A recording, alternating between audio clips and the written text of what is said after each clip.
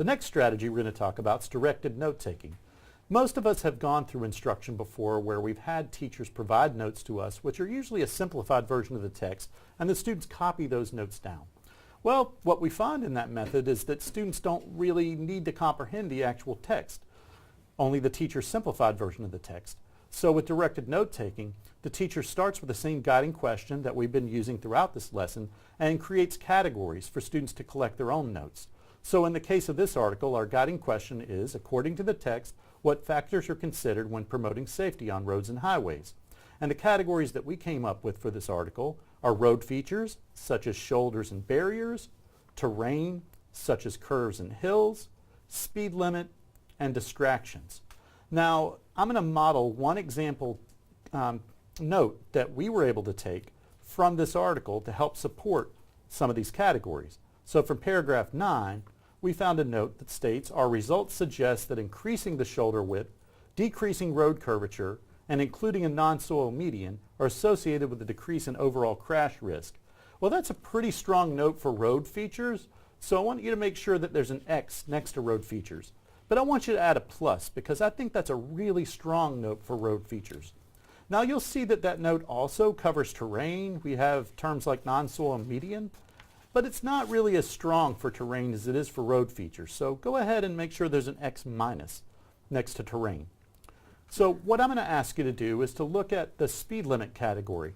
And I want you to look through the article and see if you can find a note that might apply to speed limit. If it's a strong note, put an X plus there. If it's a weaker note, put an X minus. And if it doesn't really matter one way or the other, just leave it as an X.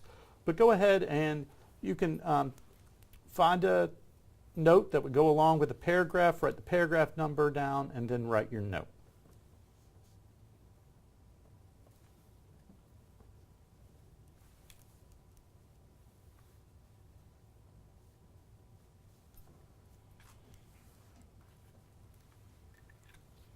Okay, do you mind sharing the note that you found? Sure. The very first mention of it in paragraph number 2, it says high speed limit, and those are like the exact terms that we were looking for. However, so I put a plus there under speed limit, but I did put a minus because I thought it was kind of weak because all it does is mention a speed limit. It doesn't say anything about it. Excellent point. Okay, and did you find a note for speed limit as well? Yes, on paragraph 6, where it says, we found that the lower speed limits, the 60 to 65 zone, were high-risk areas, that was a positive because it was more specific to what zone that other speed. So that was a stronger note for that. Excellent. Yeah. Excellent. How about yourself?